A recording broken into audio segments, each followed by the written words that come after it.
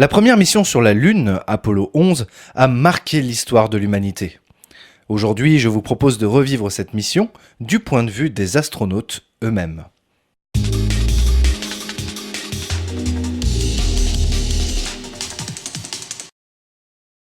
Nous sommes le 16 juillet 1969. Le soleil n'est pas encore levé, ce jour de juillet ne semble pas différent des autres, et pourtant, pour 3 hommes, cela marque le début d'un voyage le plus important de leur vie. Ces 3 hommes se nomment Neil Armstrong, Michael Collins et Buzz Aldrin. Allongés sur leur lit, de quoi rêvent-ils ? Dorment-ils ? Quoi qu'il en soit, à 4h15 du matin, il est temps de se lever. Dick Slayton, surnommé le patron des astronautes, les réveille. C'est un très beau matin, dit-il. Les 3 hommes forment un équipage qui se nomme Apollo 11. 11, un nombre qui ne présage en rien que leur mission est une première.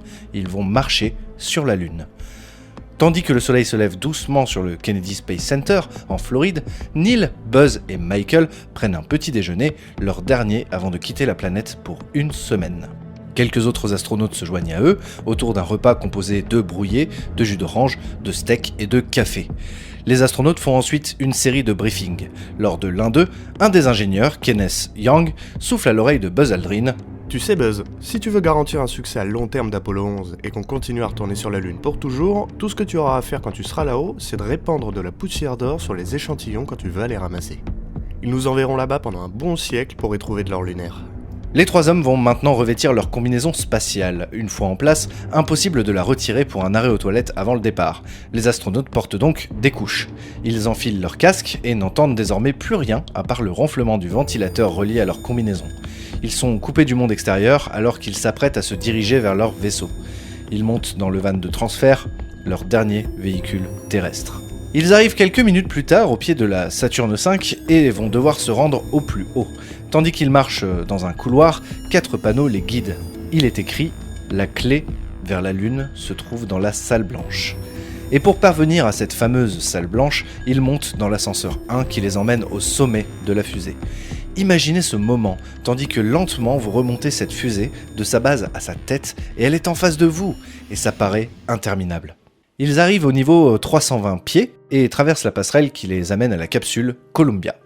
Mais avant d'entrer, il faut croiser la route de Gunther Wendt, le gardien de la salle blanche. Pour qu'il vous laisse passer, il faut lui faire une offrande.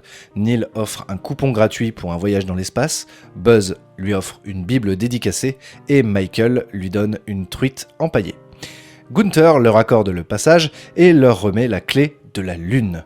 Neil embarque en premier, suivi de Michael, et Buzz pendant ce temps contemple la côte de Floride une dernière fois avant d'embarquer. Avec Gunther Wendt, l'astronaute Fred Haise installe l'équipage. Il a inspecté tout le vaisseau sur une checklist de 417 points à vérifier. Wendt et Haise font un dernier signe de la main à leurs amis, puis la porte du vaisseau est fermée. Il est 7h52. À bord, la peur n'est pas présente, mais la pression, oui.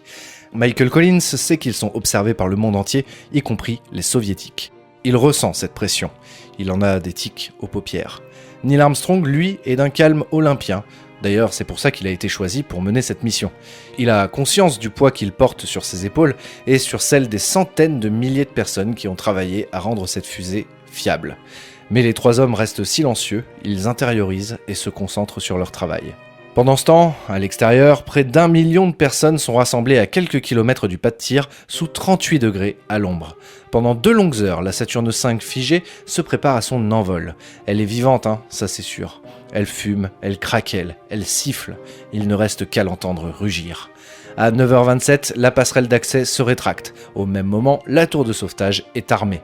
Désormais, si un problème survient, la tour s'activera et extirpera Columbia et ses astronautes avec une poussée fulgurante. Nous sommes à 5 minutes du départ. À 50 secondes du décollage, la Saturne V commence peu à peu à donner signe de vie. Puis le compte à rebours final débute, tandis que des millions de litres d'eau sont déversés sur le pas de tir pour atténuer le déchaînement de rage qui va suivre. 12, 11, 10, 9, ignition sequence start. 6, 5, 4, 3, 2, 1, 0. All engine running. Liftoff. We have a liftoff. 32 minutes past the hour. Liftoff on Apollo. La fusée est libérée dans un vacarme de tous les dieux. Même à 6 km de là, les spectateurs ressentent de très fortes vibrations, les mêmes qu'a ressenti Walter Cronkite, présentateur sur CBS, lors du lancement d'Apollo 4. Tandis que le million de spectateurs massés en Floride observent cette fusée s'élever dans un bruit assourdissant, les contrôleurs souhaitent bonne chance à l'équipage. À Houston, Joanne Aldrin, femme de Buzz, a les larmes aux yeux. Elle est effrayée. La femme de Michael Collins, elle, est heureuse. En Floride, Werner von Braun, concepteur de la fusée, pleure de joie. Il se tourne ensuite vers un collègue et lui dit « Donnez-moi 10 milliards et 10 ans, et je vous mets un homme sur Mars. » Arthur C. Clarke, auteur de 2001 L'Odyssée de l'espace, pleure lui aussi. Les trois hommes s'éloignent du sol de plus en plus vite. En 12 minutes, ils se retrouvent en orbite autour de leur planète. Ils observent la Terre tandis qu'ils vérifient que tout va bien à bord de leur petit vaisseau. Après 2 tours du monde, il est temps. L'injection translunaire. Une poussée qui va les catapulter tout droit vers la Lune. Les voilà donc qui quittent lentement notre planète bleue. Tandis qu'elle s'éloigne, ils commencent à voir l'horizon bleuté devenir une sphère bleue au centre d'un vaste tapis noir. Au-dessus du Pacifique, Michael Collins prend les commandes. Il sépare Columbia de l'étage S4B et de sa précieuse cargaison, le module lunaire Eagle. Les panneaux protecteurs du S4B s'ouvrent alors comme des pétales d'une fleur. Collins s'éloigne de quelques dizaines de mètres, fait faire un salto à Columbia, puis revient chercher Eagle. Tout doucement, il s'agit de faire rentrer une sonde d'amarrage dans un tout petit cône du Eagle afin de souder les 2 vaisseaux ensemble. C'est un moment crucial pour Collins. Il s'est entraîné des centaines de fois pour ce moment. Lentement, la sonde entre dans le cône. L'amarrage est confirmé. Il se sépare alors du S4B qui ira se perdre en orbite autour du Soleil. Une fois le double vaisseau Columbia et Eagle en route vers la Lune, Buzz Aldrin relate un fait étrange. Les 2 vaisseaux étant collés face à face, il sort d'un vaisseau la tête en haut et entre dans l'autre la tête en bas. Un sentiment très perturbant. La première nuit en apesanteur est difficile pour eux. Michael ne dort que 7 heures, Buzz dort 5 heures et Neil seulement 3. Mais il se lève de bon pied. That salad salmon is outstanding. Right, you understand that's the salad salmon, over? Something like that, salmon salad. There we go, okay, the salmon salad, very good. Is that music I hear in the background? Buzz is singing. Okay.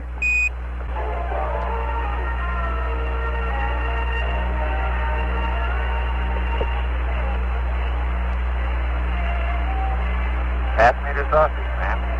2 autres jours passent. Le 19 juillet, l'équipage est désormais dans l'influence de la Lune. Jusque-là, il avait été impossible pour eux de la voir. Michael Collins oriente parfaitement le vaisseau pour l'occasion. Ils sont à moins de 20 000 km de la Lune. The view of the moon that we've been having recently is really spectacular. It fills about 3/4 of the hatch window, and of course we can see the entire circumference, even though part of it is in complete shadow and part of it's in earthshine. It's a view worth the price of a trip. Well, there are a lot of us down here that would be willing to come along. One of these days we'll be able to bring the whole motor along, I hope. Now we're able to see stars again and recognize constellations for the first time on the trip. The sky is full of stars. Ils approchent de la Lune et font une correction de trajectoire. La prochaine étape est de passer derrière la Lune pour se mettre en orbite, ou pas. Une fois du côté de la face cachée, aucune communication n'est possible avec la Terre, la Lune bloquant les signaux radio. 2 choix s'offrent à eux. Soit tout va bien et ils mettent les moteurs à feu pour entrer en orbite lunaire, soit un problème dans le moteur est détecté et étant livrés à eux-mêmes, ils ne font pas cette poussée et la trajectoire les ramène vers la Terre. Pour la NASA, le seul moyen de savoir quel choix ils ont pris est d'observer à quel moment ils sortent de l'horizon lunaire et émettent à nouveau. Jane Armstrong, la femme de Neil, sait que si le contact a lieu 6 minutes plus tôt, c'est qu'Apollo 11 a eu un problème et doit rentrer. Mais finalement, ce n'est pas le cas, le signal est acquis au moment exact prévu et ils sont en orbite lunaire. C'est un moment incroyable pour les astronautes. Ils contemplent ce monde où personne n'a encore mis les pieds. C'est la première fois qu'ils voient cette surface de si près et pour 2 d'entre eux, il sera bientôt l'heure de s'y diriger. Le lendemain, c'est le 20 juillet 1969. C'est le moment pour Neil et Buzz de grimper dans Eagle. Un peu avant, comme c'est la tradition, le Capcom, ce jour-là Ronald Evans, leur lit les nouvelles. Church services around the world today are mentioning Apollo 11 in their prayers. President Nixon's worship service at the White House is also dedicated to the mission. And our fellow astronaut, Frank Borman, is still in there pitching, and we'll read the passage from Genesis, which was read on Apollo 8 last Christmas.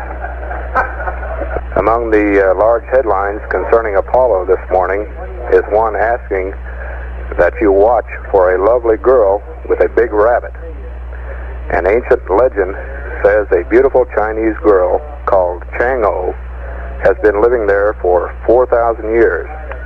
It seems she was banished to the moon because she stole the pill of immortality from her husband. You might also look for her companion, a large Chinese rabbit, who is easy to spot since he is always standing on his hind feet in the shade of a cinnamon tree.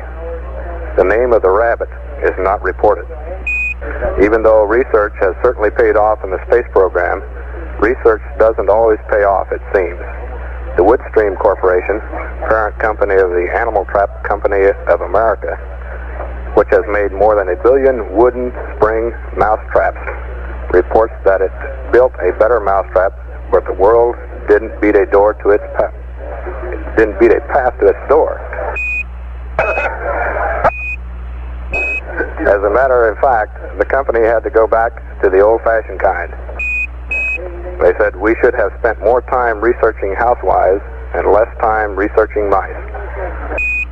Armstrong et Aldrin montent alors dans leur module lunaire Eagle. Ils ont répété ce moment des centaines de fois, mais cette fois-ci, c'est pour de vrai. La veille, alors que les deux autres allaient se coucher, Buzz a allumé tous les systèmes de Eagle pour les vérifier. Neil et Buzz se séparent alors de Michael qui reste dans Columbia. Le LEM déploie ses pieds d'atterrissage et Michael l'inspecte. Roger, Eagle, contact. Roger, how does it look? The Eagle has wings. Roger.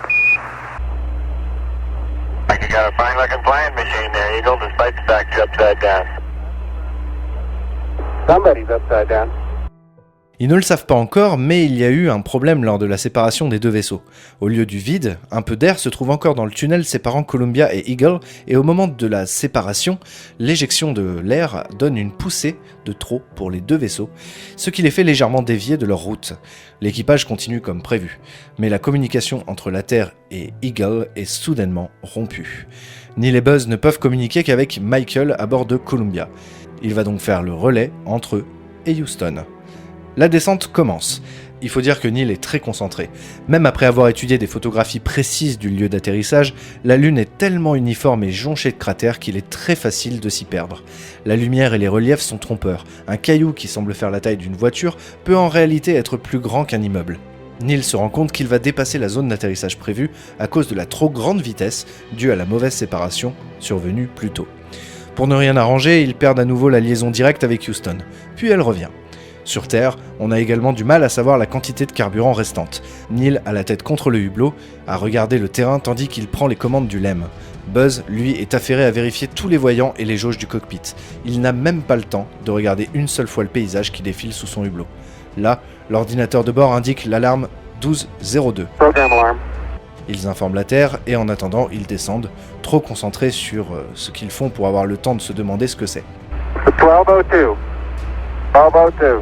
À Houston, on prend ça très au sérieux. Si l'ordinateur lâche, c'est fini. Et c'est justement une alarme de l'ordinateur. Le responsable au sol dit que finalement c'est bon. Tant qu'on n'a pas une deuxième alarme 1202, ça va. Roger, we got you. We're going at alarm. Quelques secondes plus tard, seconde alarme 1202. Same alarm, and it appears to come up when we have a 1668 up. Roger, copy. Neil ignore les alarmes, il garde son sang-froid, il contrôle son LEM qui n'a pas l'air de se comporter anormalement. Alors pour lui, il n'y a aucune raison de s'inquiéter. Tandis que le LEM commence à être assez bas, Gene Kranz fait un dernier sondage auprès de son équipe. Okay, all flight controllers, go for landing. Retro. Go. Fido. Go. Guidance. Go. Control. Go. Telcom. Go. GNC. Go. Econ. Go. Surgeon. Go. Capcom, we're go for landing. Roger, understand. Go for landing. 3,000 feet. Top alarm. 1201. 1201 alarm. Same guys. type, we're go flight. Okay, we're go. À chaque fois, les contrôleurs disent aux astronautes de continuer. L'ordinateur de bord est surchargé d'informations. Il est maintenant temps d'atterrir. Neil voit qu'ils sont dans un endroit inconnu et ils sont trop bas pour se déplacer très très loin. Il laisse l'ordinateur s'occuper de la poussée tandis qu'il ne s'occupe que de la trajectoire. Il cherche un terrain. Il est surpris par les cailloux qui jonchent la surface sous le LEM. Il reprend le contrôle de la poussée pour ne pas descendre et continuer à voler au-dessus des rochers. Sur Terre, les contrôleurs n'ont aucune idée de ce qui se trame là-haut. Les astronautes n'ont pas le temps de leur expliquer et Houston ne voit que l'altitude du LEM qui se maintient et continue d'avancer sans se poser. L'inquiétude monte. Au fur et à mesure, les contrôleurs se taisent. Ils ne veulent pas les déranger. Les astronautes sont dans une situation qui n'appartient qu'à eux. Il reste 8% de carburant. Ils sont à 40 mètres d'altitude avec quelques secondes de carburant. À cette altitude, s'ils sont à court, ils se cracheront avant même de pouvoir utiliser la commande d'annulation. Toujours pas de terre promise en vue. Il reste 30 secondes de carburant. C'est la dernière réserve. Soudain, Neil voit un endroit dégagé. Le pouls de Buzz est à 125 battements par minute, celui de Neil à 156 battements par minute. Il se place au-dessus de l'endroit salvateur et il descend. Forward. Forward. That's 40 feet down, 2.5. Picking up some dust. 30 feet, 2.5 down. Straight shadow. 4 forward. 4 forward, drifting to the right a little. 20, down a half. 30 seconds. Forward, just. Good. Okay.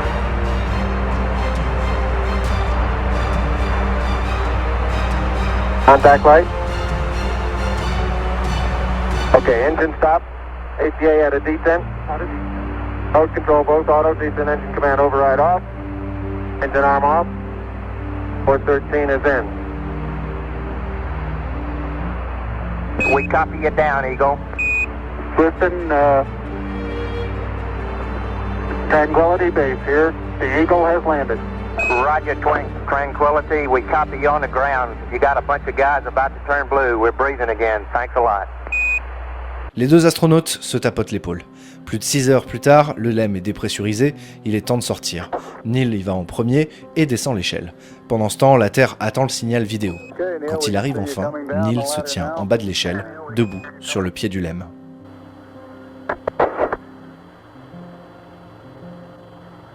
Okay, I just checked getting back up to that first step.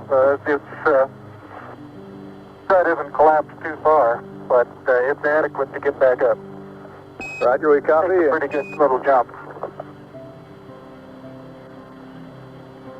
At the foot of the ladder, the LEM footbeds are only depressed in the surface about 1 or 2 inches. Although the surface appears to be very, very fine-grained as you get close to it. It's almost like a powder. Ground mass is very fine. Le sol lunaire l'entoure. C'est le moment de le tâter. 1/5 de la planète regarde cet événement en direct. Tandis que son premier pied touche la surface de la Lune, il prononce ces mots. That's one small step for man. One giant leap for mankind. La lumière est aveuglante, la poussière lunaire est très fine. Au sol, bien qu'il fasse jour, le ciel est d'un noir absolu. Pas d'étoiles visibles tellement le soleil illumine le ciel. Armstrong tend son pouce vers la Terre et arrive à la cacher avec. Il ne se sent pas un géant à ce moment-là, il se sent minuscule. Buzz Aldrin le rejoint 25 minutes plus tard. Il décrit une magnifique désolation. Ils sont les 2 seuls humains sur un astre entier qui semble immobile. Buzz et Neil mettent en place le drapeau américain, non sans difficulté. Sous la poussière qui compose la surface, un sol dur empêche de planter le mât. Malgré leur tentative, il n'est planté que de quelques centimètres. Neil ajoute un peu de poussière à la base pour stabiliser le tout, mais ça reste si fragile qu'ils n'oseront pas y toucher à nouveau, de peur de faire tomber ce symbole en direct devant des millions de téléspectateurs. Une fois le drapeau planté, Aldrin le salue. Ce salut rend hommage à ceux qui ont fait de cet événement un succès planétaire. Malgré que le drapeau soit celui d'un pays, Buzz a vraiment une pensée pour l'humanité tout entière. Pendant ce temps, Michael fait des tours de la Lune, seul à bord de Columbia. Et quand il passe derrière la Lune, il perd tout contact avec quiconque. Il est à ce moment-là l'humain le plus solitaire qui existe. En réapparaissant de la face cachée de la Lune, à chaque orbite, il prend des nouvelles de ses 2 amis. Pour lui, le plus difficile reste à faire. Quitter la Lune. Il est également la seule personne qui ne peut pas suivre en direct cet événement historique avec l'excuse d'être en orbite autour d'un autre monde. Sur la Lune, pendant ce temps, Neil et Buzz reçoivent un appel téléphonique assez spécial. Hello, Neil and Buzz. I'm talking to you by telephone from the Oval Room at the White House. And this certainly has to be the most historic telephone call ever made. And thank you very much, and I look forward, all of us look forward to seeing you on the Hornet on Thursday. Après 2h30 à l'extérieur, Neil et Buzz ont posé des instruments scientifiques, récolté 22 kilos d'échantillons et arpenté ce monde inconnu. Il est temps de rentrer. Avant de partir, ils déposent au sol le patch de la mission Apollo 1, les médailles soviétiques de Yuri Gagarin et Vladimir Komarov, puis ils remontent dans le module lunaire. Une fois les combinaisons enlevées, Neil sent une odeur. Il la décrit comme une odeur de cendre humide dans un feu de camp. C'est en réalité l'odeur des échantillons lunaires qu'il sent pour la première fois. Il s'apprête à aller dormir, Buzz allongé au sol et Neil dans un hamac. La nuit est compliquée. La lumière du soleil, incroyablement brillante, illumine le LEM, ainsi que nombre de voyants qu'ils ne peuvent pas éteindre. Il fait froid et le LEM est très bruyant. Le froid s'intensifie et la machinerie du LEM fait des bruits qui font sursauter les astronautes. Ils sont seuls sur ce petit astre, loin de tout, l'extérieur est mortel et leur module lunaire leur fait de mauvaises blagues. La première nuit de l'homme sur la Lune aura duré 4 heures, pas plus. Pendant le repos des astronautes, une sonde soviétique, Luna 15, se dirige non loin de la mer des Crises pour y récolter et ramener des échantillons lunaires sur Terre avant les Américains. Elle se crache à la surface. Après leur réveil, vient le moment du décollage. Rien de plus simple, quelques boutons à appuyer. Sauf que l'un d'entre eux a été cassé par inadvertance. Sans ce bouton, impossible de repartir. Buzz Aldrin utilise alors un stylo et appuie fort dans le logement du bouton. Le décollage se produit. Le drapeau, planté trop près du LEM, tombe au sol.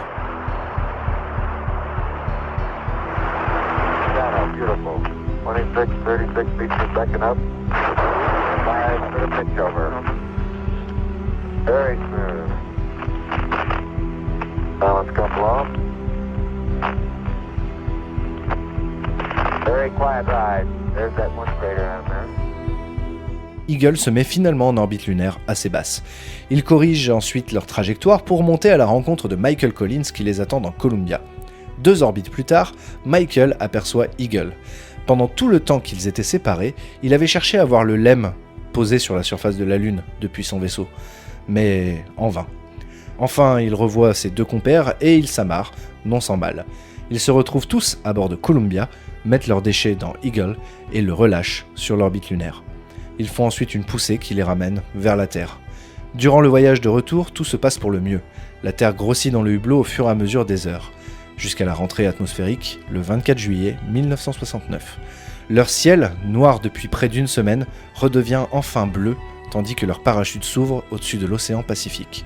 Là-bas, des plongeurs et des hélicoptères les ramènent, eux et leur capsule Columbia, auprès du porte-avions USS Hornet.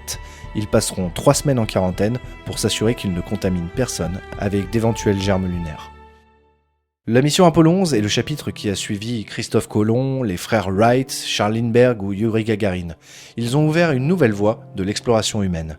À l'instar de ces autres pionniers, c'est maintenant aux générations suivantes de suivre cet exemple vers de nouvelles aventures. Tandis que la capsule tournait sur elle-même pour étaler la chaleur du soleil sur la coque, comme sur un barbecue, la Terre et la Lune apparaissaient l'une puis l'autre dans nos hublots. Nous avions le choix. On pouvait regarder vers la Lune, vers Mars, vers notre futur dans l'espace, ou alors on pouvait regarder vers la Terre, notre foyer, avec ses problèmes que l'homme a engendrés depuis les débuts de son occupation. On a vu les 2 côtés, et je pense que c'est ce que notre nation devrait faire.